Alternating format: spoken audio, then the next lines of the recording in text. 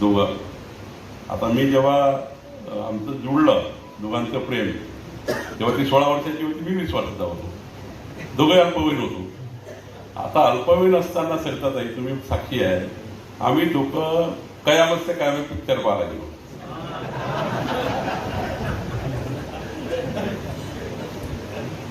सरिताताईचं घर ते अलंकार टाकी जेवून 200 मीटरवर आहे. त्या कयामत से कयामत पिक्चर पाहून बाहेर आल्यावर पोलिसांनी आम्हाला पकडलं. फुलारी साहेब म्हणजे आता आम्ही लहान लहान दिसतो, छोटे छोटे, 20 आणि 16. पोलीस म्हणे मुलगी कोण आहे? तेव्हा घाबरलो पोलिसांना आम्ही. तर ती सांगून नाही आली, मी घरी सांगून नाही आलो. पाहायला गेलो पिक्चरचं. पिक्चर पाहिल्यानंतर पोलिसांनी पकडलं तर अवघड झालं. आता 16 वर्षाची माझी बायको, मी 20 वर्षाचा. ती ना घरी सांगतायत आणि मला ना सांगतायत काय केलं आम्ही. पिक्चरच पाहिला होता.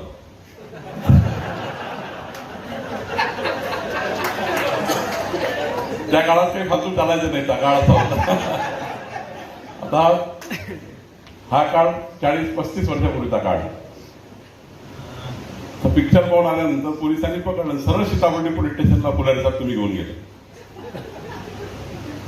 तिथे कारण नसताना माझ्यावर अल्पवयीन मुलगी पळवून नेली म्हणून केस लावली. हा, पळवून नेली. 363, 367 टाकत झालं पोलिसांच्या वतीने. 363, 367. मी 7 दिवस सेंट्रल जेलमध्ये राहिलो. सेशन कोर्टाची ट्रायल झाली, कारण 363, 367 सेशन ट्रायल आहे. मला 1.5 वर्ष कोर्टात जावं लागतं. माझी बायको जी झाली आहे ती वारंवार सांगायची, मी पळून नाही आलो, मी दोघेही पिक्चर पाहायला आलो, मला कोणी पळून नेलं नाही.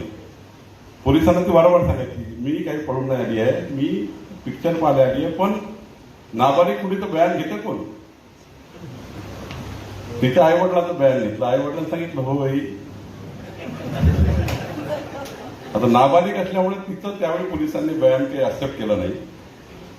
आणि पोलिसांनी आईवडिलाचं बयान घेतलं, तिच्या भावाचं बयान घेतलं. आईवडिलाला काही माहित नाही, भावाला काही माहित नव्हतं काय झालं, हे पिक्चर पाल केली की कशाने गेले. त्यांनी स्टेटमेंट देऊन टाकलं, होय आमची मुलगी गायब झाली.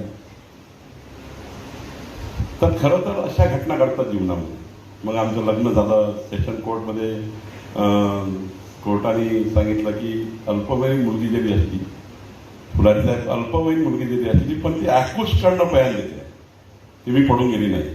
माझ्या बायकोलाही सांगायला लागलं कोर्टात, मी पडून गेली नाही, माझ्या नवऱ्याला मी पळून नेलं होतं.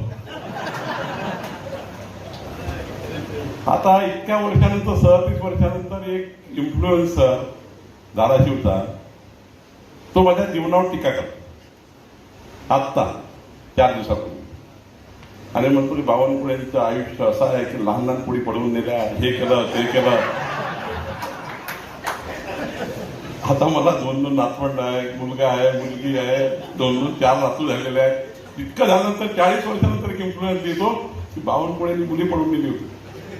फार वाईट आहे त्यांचं जीवन. त्यालाही माहित नाही माझी बायको आहे थोडी माहिती.